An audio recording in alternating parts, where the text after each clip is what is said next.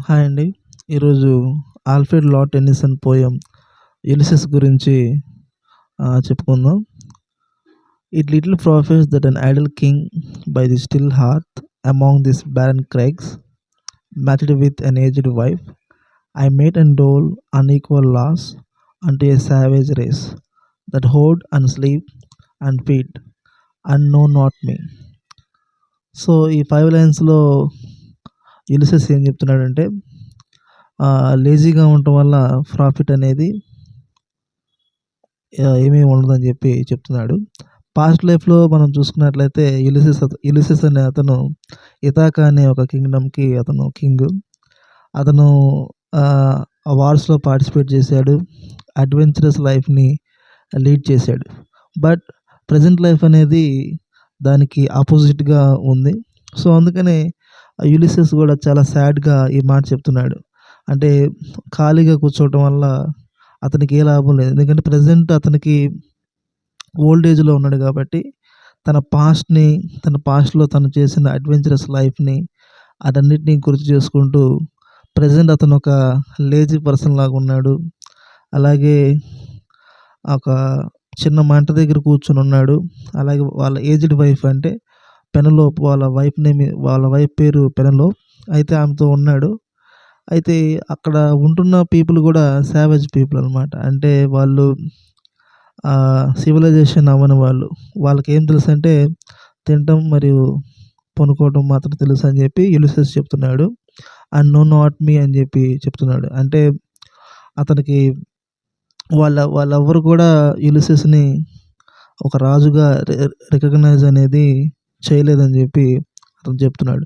But Ulysses మాత్రం తన past లైఫ్‌లో అంటే వెన్ హీ వాస్ యంగ్‌గా ఉన్నప్పుడు ఒక అడ్వెంచరస్ లైఫ్ అనేది లీడ్ చేశాడు. బట్ ప్రెజెంట్ మాత్రం అతను ఒక ఓల్డ్ ఏజ్‌లో ఉన్నాడు. వాళ్ళ వైఫ్ కూడా ఓల్డ్ ఏజ్‌లో ఉంది. సో, అతనికేంటంటే ఖాళీగా కూర్చున్నానని చెప్పి బాధపడుతూ ఇటు రాస్తున్నాడు. అలాగే అతన్ని ఇథాకా ప్రజలు కూడా అతన్ని ఒక కింగ్ లాగా రికగ్నైజ్ చేయట్లేదని చెప్పి బాధపడుతున్నాడు. "I cannot rest from travel. I will drink life to the lees. All times I have enjoyed greatly, have suffered greatly, both with those that loved me and alone on shore, and when through scudding drift the rainy Hyades." అయితే ఏం చెప్తున్నాడంటే ఒకవేళ నేను ఏజ్‌లో old అయినప్పటికి కూడా నేను I will drink the life to the less అంటున్నాడు. అంటే ఫుల్ ప్లెజర్డ్‌గా దాన్ని ఎక్స్‌పీరియన్స్ చేస్తాను లైఫ్‌ని. జీవితాన్ని నేను కొద్దిలో ముగించేయను.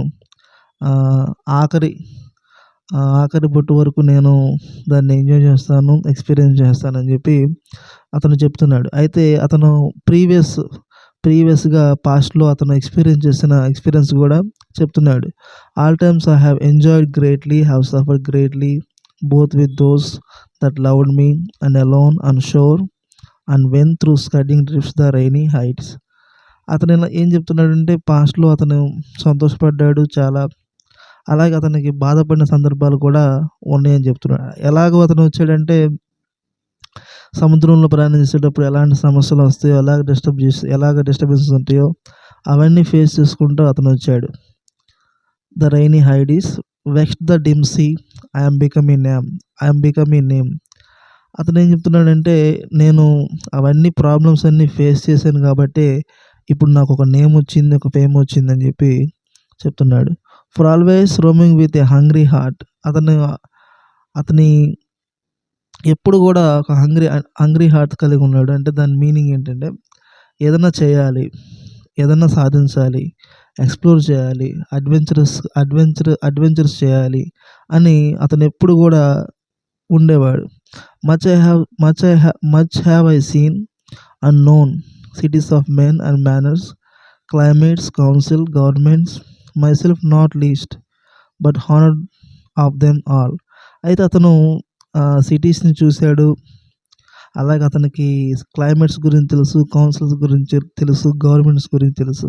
వీటన్నిటితో అతనితో కంపేర్ చేసుకుంటూ తన సెల్ఫ్‌ని వాటితో కంపేర్ చేసుకుంటూ అతను తన సెల్ఫ్ అనేది నాట్ లీస్ట్‌గా అయితే లేదు.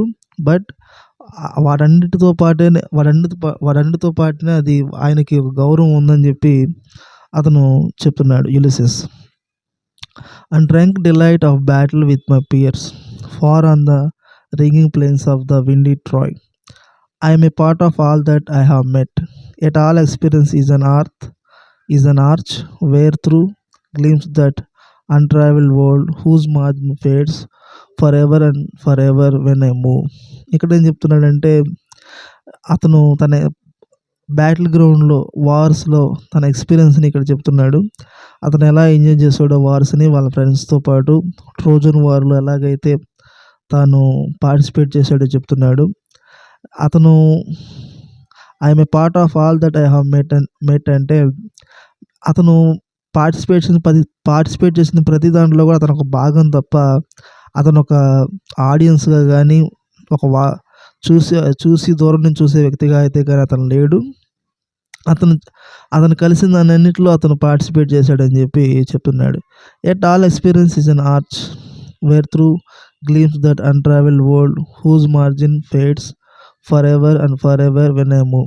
అయితే ఆ ఎక్స్పీరియన్స్ అంతా కూడా ఒక ఆర్చ్తో కంపేర్ చేస్తున్నాడు. అంటే ఒక ఆర్చ్ నుంచి మనం ఎలాగైతే బయటికి వెళ్తామో తాను సాధించినవన్నీ కూడా ఆ ఎక్స్పీరియన్స్ అంతా కూడా ఒక ఆర్చ్తో కంపేర్ చేస్తున్నాడు.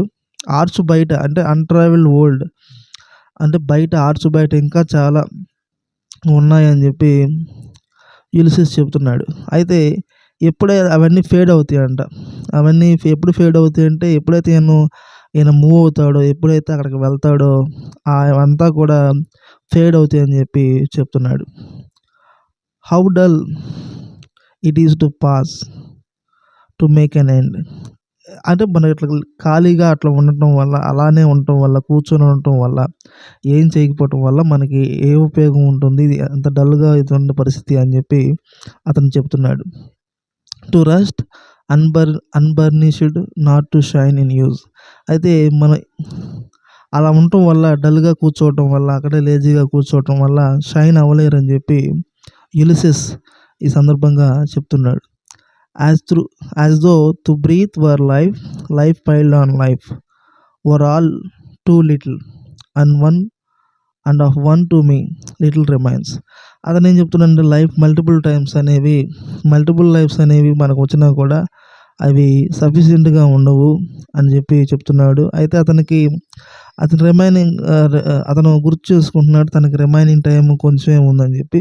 But every hour is saved from that eternal silence. అయితే అతను ఎవ్రీ అవర్ను కూడా తను యూటిలైజ్ చేసుకుంటాడు, యూజ్ చేసుకుంటాను అని చెప్పి అతను చెప్తున్నాడు. ఎటర్నల్ సైలెన్స్ అంటే చనిపోవడానికి ముందు, చనిపోతాను నేను, చనిపోయేంత వరకు కూడా ప్రతి అవర్ని అంటే ప్రతి గంటని అతను ఉపయోగించుకుంటానని చెప్పి చెబుతున్నాడు.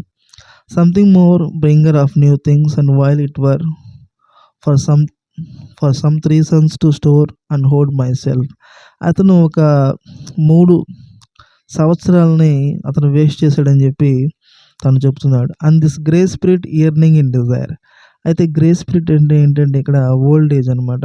అతను యులిసిస్ ఇప్పుడు ప్రజెంట్ టైంలో అతను ఓల్డ్ ఏజ్లో ఉన్నాడు. అయినప్పటికీ కూడా అతనికి ఉన్న డిజైర్ అంటే ప్రపంచాన్ని ఎక్స్ప్లోర్ చేయాలని, ఎక్స్పీరియన్స్ చేయాలని, అడ్వెంచర్ చేయాలని అతనికి ఉన్న కోరిక అనేది మాత్రం అతను కోరికల్లో మాత్రం ముసలివాడు కాదు అని చెప్పి చెప్తున్నాడు. To follow knowledge like A sinking star beyond the utmost bound of human thought. అయితే ఒక సింకింగ్ స్టార్ లాగా, మునిగిపోయే ఒక స్టార్ లాగా నాలెడ్జ్ ఉంది. అది అవైలబుల్గా ఉన్నప్పుడు మాత్రమే దాన్ని మనం కాంప్రిహెండ్ చేసుకోగలం, అప్పుడే మనం దాన్ని చూసుకోగలమని చెప్పి యులిసిస్ ఈ పోయంలో ఈ లైన్స్ ద్వారా మనకి చెప్తున్నాడు.